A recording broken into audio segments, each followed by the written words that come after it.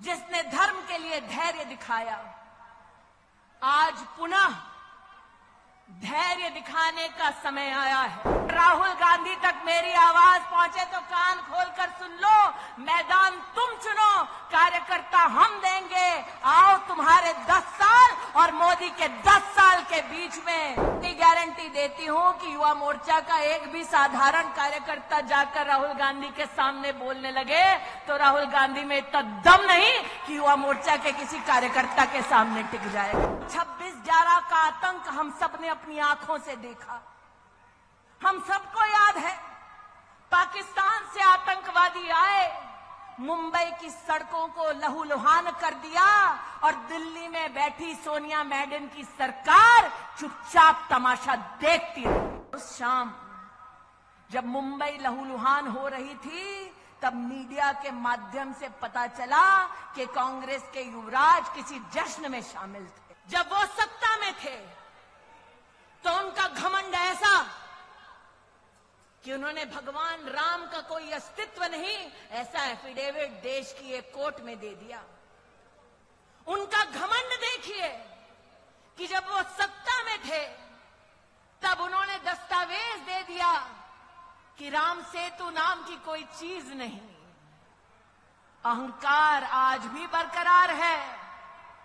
जब रामलला का भव्य मंदिर निर्मित हो रहा था, जब प्राण प्रतिष्ठा समारोह के लिए उनको भी आमंत्रित किया गया, अहंकार देखिए, उन्होंने आमंत्रण को ठुकरा दिया।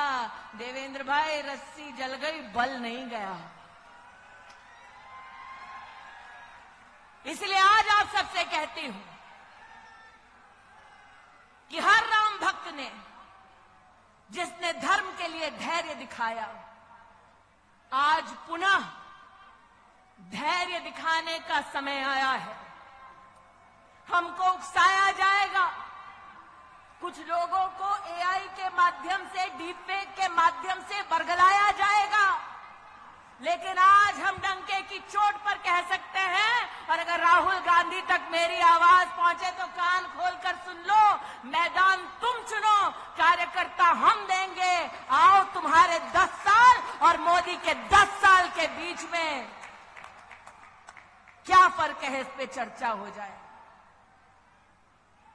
मैं नहीं कहती मैं जाऊंगी चर्चा के लिए, तब पक्का नहीं आएंगे तेजस्वी, लेकिन इतनी गारंटी देती हूं कि युवा मोर्चा का एक भी साधारण कार्यकर्ता जाकर राहुल गांधी के सामने बोलने लगे तो राहुल गांधी में इतना दम नहीं कि युवा मोर्चा के किसी कार्यकर्ता के सामने टिक जाएगा।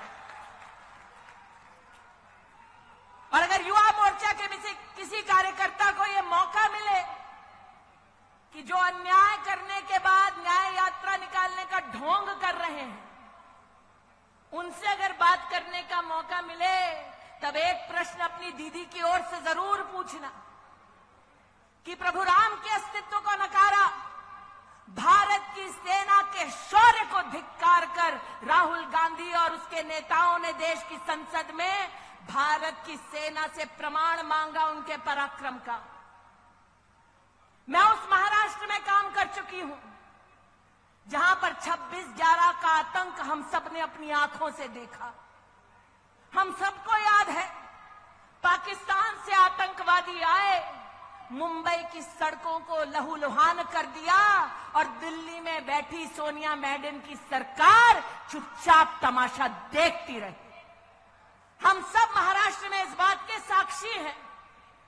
नितिन जी को याद होगा, गृह मंत्री को उस वक्त कांग्रेस की सरकार में कपड़े बदलने से और प्रेस कॉन्फ्रेंस करने से फुर्सत नहीं मिल रही थी और यहां पर जनता त्राहिमाम कर रही थी कि किसी को तो भेजो ताकि हमारी रक्षा हो सके।